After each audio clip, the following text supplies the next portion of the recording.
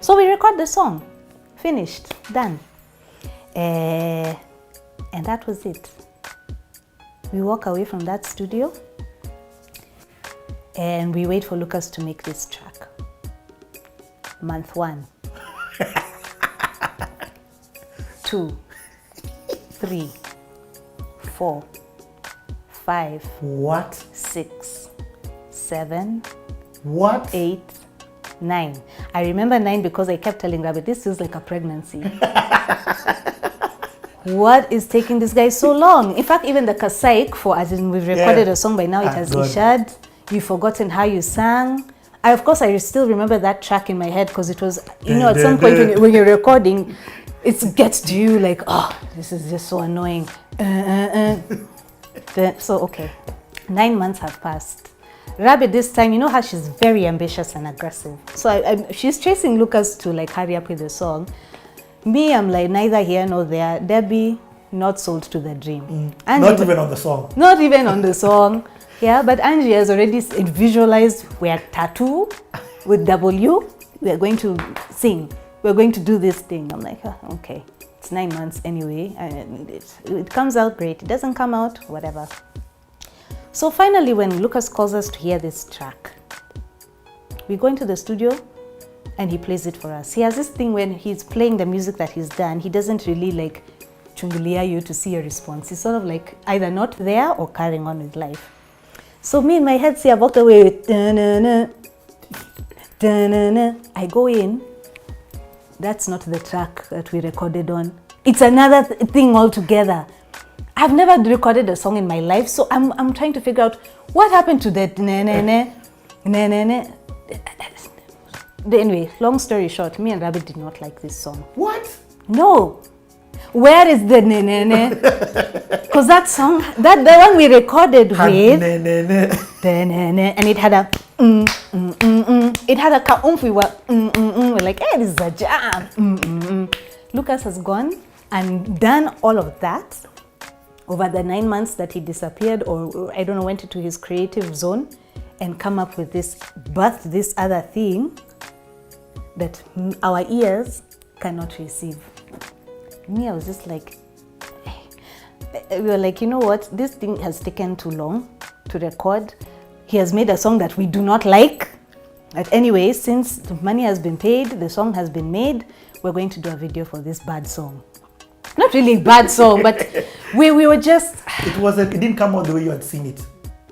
Yeah, and please note that we have nothing to compare it to, because we're not recording artists. We're just chicks who think we know it all. Because anyway, we have a performing experience.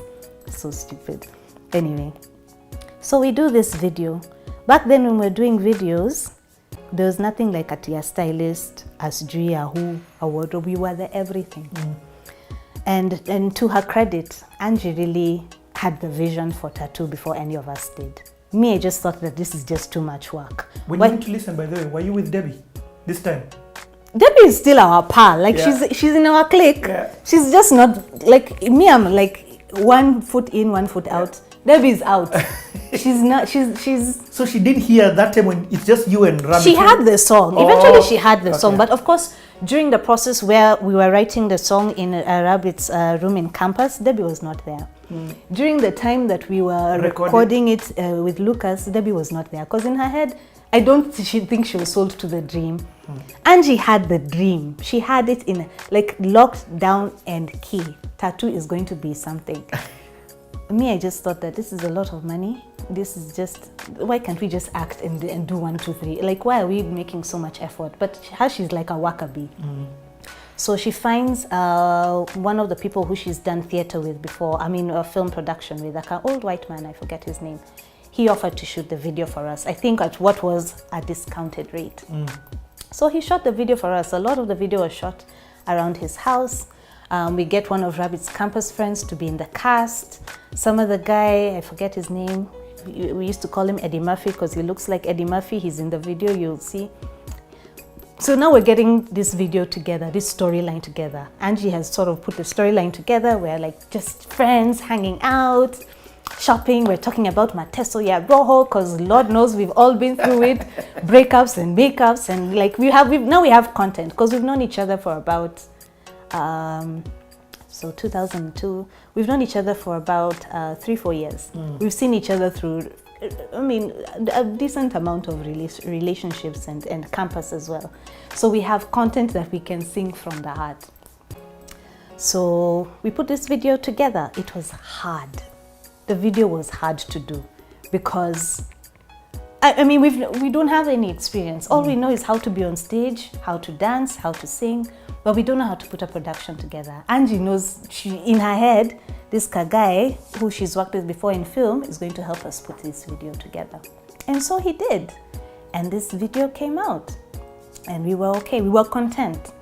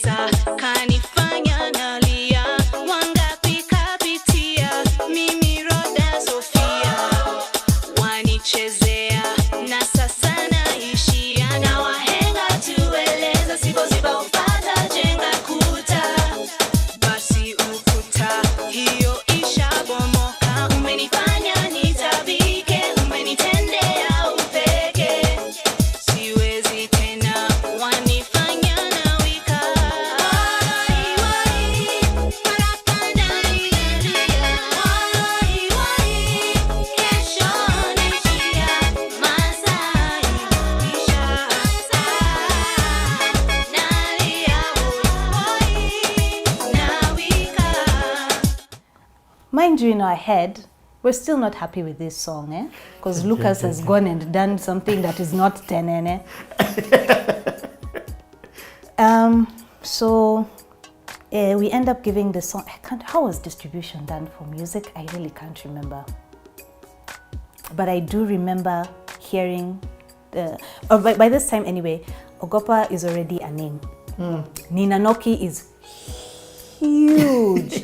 Oh, and in fact, I tell a lie. And in fact, when we were writing this song of ours, in the back of our mind, we were thinking about Ninanoki, Ninanoki. Like we were sort of using some of Nameless's flavor for Ninanoki to sort of create the rhythm for our own song, because Ninanoki is huge. Ogopa is huge. So us guys are just coming to join the Ogopa family, but we're not, at this point, I don't think we're as serious. So now, however distribution was done, I don't recall, but I do remember when it first played on, I think Maina Kageni was still at Kiss, not Classic, and he played this song. Hey? Okay, of course, us guys are excited, like, hey, our jam is on radio, and people are really digging this jam of ours, which no one, well, us guys just thought, Capital is playing it. Like radio stations are playing it. People are calling. Me, I'm still like, we're all in our final year of school. The video has come out on the beat. Nothing has changed for us mentally. Yeah, nothing has changed. Me, I'm sitting in a mat going to school and people are starting to look. And I'm thinking, man, people are rude these days. Like, why would you just stop and start staring at people? You know? This song became huge. Please remember, in our little head, Lucas had made a mistake. The legendary Lucas blundered this song, made something else. Little do we know that it was a beast. So it's getting high rotation on radio. I have cousins calling me, aunties, like people are calling. My phone is off the hook now because people are like, oh, you're in that Tattoo group, eh? You're in Tattoo. Wow. In school, guys are like, hey, Tattoo now. So I'm like, I guess we're Tattoo now. I mean, it's Tattoo with a U, because Angie has already like sort of structured this thing that in our head had not yet been anything. Debbie by this time is sold. At least this is the kind of thing she wants. Like, whew, hell, the hard work is done. Now I can sort of, but, and then we quickly discovered what our strengths were as a group. Yeah. So it wasn't just that Shinde was the singer. Yes, I was the main singer, and there was never a bone of contention that. Over the years now, as we continued to be in the industry, I used to hear people be like, oh, but Shinde is the main singer. We know. Like, it was never, we never had bouts about who the main singer was. But Angie had the vision. Like, she wrote the song. She wrote the song. She was very integral in like, if she decided that actually Tattuu is not as, it never occurred to her that maybe we should form a singing group. Or maybe if she decided that, you know, if Nameless doesn't want twerking girls, let's just go back to the drawing board. A lot of these things might not have happened if she didn't have that vision. And Debbie was like our marketing girl because she was bold. She was naturally bold. She already had a way with people. She was courageous anyway. And so we all had this role that we played in the group. Yes, I am the one who would take up most of the singing part, but without Angie's writing, what are we singing? If we didn't make sure that somehow Debbie is in pulse every other week as much as possible, how else would people know about us? So very quickly we found out what our strengths were and we maximized on it.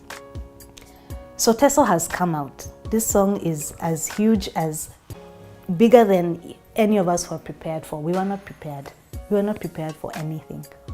We're getting gigs to perform and like, hey, okay, we need a routine. But that really wasn't so much of a struggle because we already have the dancing background. We come up with a routine. And the first gig we had was, it was for a milk product at Carnival, I remember. Anyway, we kill it on stage, we get paid money, and then we're like, guys, we can actually make money from being we're not even thinking about being the only girl group. We're not, the way people now approach us, we're like, oh, you guys really did this and this for the industry. We're still not thinking like that. For us, we've been doing what this is, it's like breathing. We've been doing it for so long. So we perform, and then we quickly realize that in order to get more money for performance, we need to get a second song. So Angie, being the writer that she is, we come up with Higher. Higher was our second song. At this time, she's also been, not really commissioned, but she also, not really commissioned, what is the word I'm looking for? She was also, not auditioning, but she was also trying to write a song for Coca-Cola Popstars. This is now just before Coca-Cola Popstars come out. So while she's writing Higher for us, she ended up writing Let a Wimbo at the same time. You're joking. Yeah. So even like now when the two songs were there. Commissioned to write? Not really commissioned. Or asked to submit a song? I think she sort of like said she could write a song. This is like now when Homeboys were running it and DJ John was, I think, running that whole project. So yeah, she was like, okay, I'm gonna write a song. So while we're thinking of a second song for Tattuu, she has Let a Wimbo on one side and she has Higher for us. If I'm going to be completely honest, and this might even get me in trouble, I really liked Let a Wimbo. I really liked that song. So I even, like when we were now recording it for like Kina John to hear how the song goes, and the vocals that were used before, now Kina Pam took over.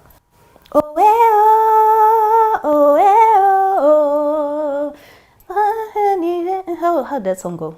Let a Wimbo, bring the music on. It was done differently. I sang it differently. But of course, by the time Kina Pam and Sana and Kev were done with it, it was like magic.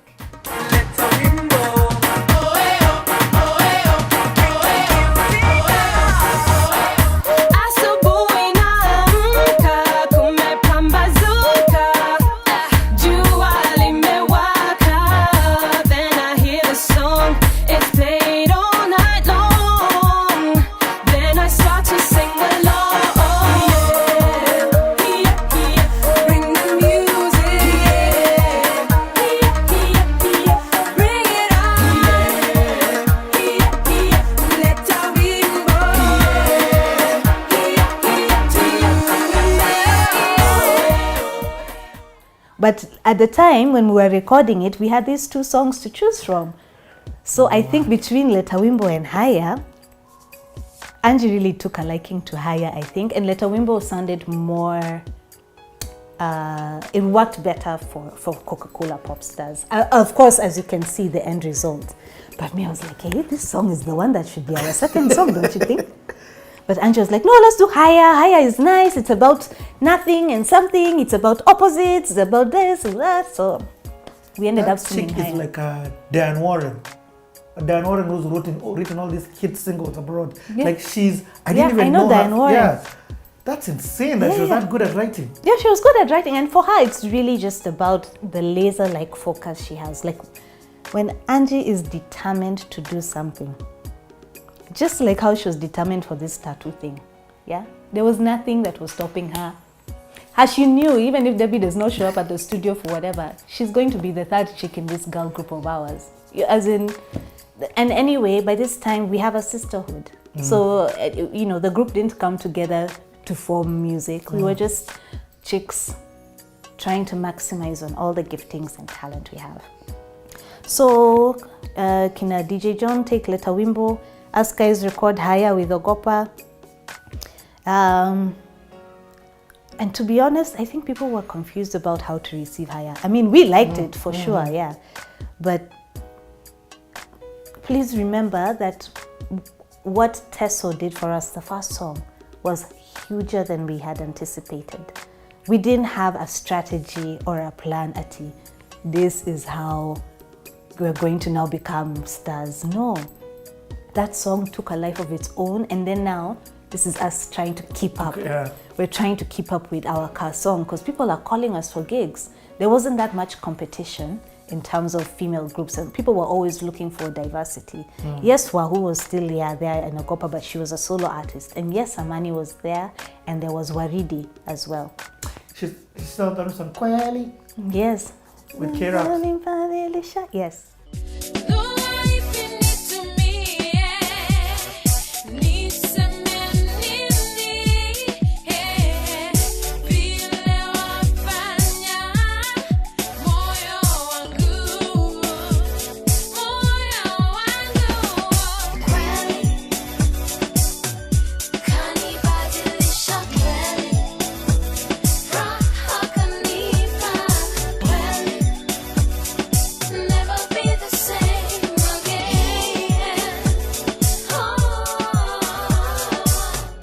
So there were not many chicks in Ogopa, and even by then when Caliph was coming up, yeah, there was Lady S, there was Ratatat, but there wasn't a girl group. So we're starting, consciously or subconsciously, we're starting to realize that there's this thing we have to keep up with because the expectation is there,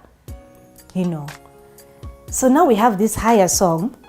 Did Haya have a video? Yeah, it did. It did have a video. You're right, Haya did. Okay, go on. The one for Jua Lanyesha. People called it Jua Lanyesha. That was Haya. That's so funny. That was called Haya. Haya with an exclamation mark and a question. But of course now, when you meet people today in the supermarket, they're like, Jua Lanyesha. And I'm just like, yeah. I'm one of those guys, by the way. I'm the guy of those guys of Jua Lanyesha. Yeah, and people always come like that, and I'm like, okay, thank you. And the song is called Haya. The video is there somewhere. Jua Lanyesha.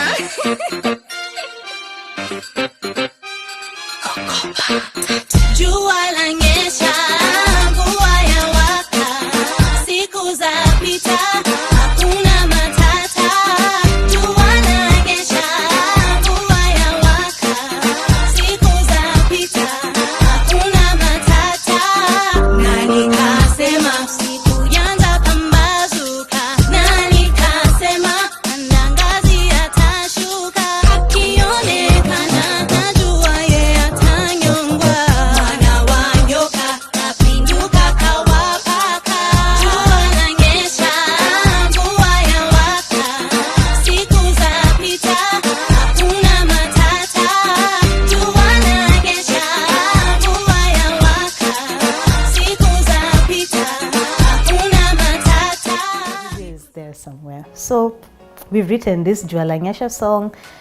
Coca-Cola Pop Stars have taken Leta Wimbo. It also becomes a hit. And now we're getting more and more gigs because now we have content to perform on stage. Let me ask. Yeah. So, just explain to us what it meant to be in the Ogopa family at that time. You get, like, who's there? Is Issa there?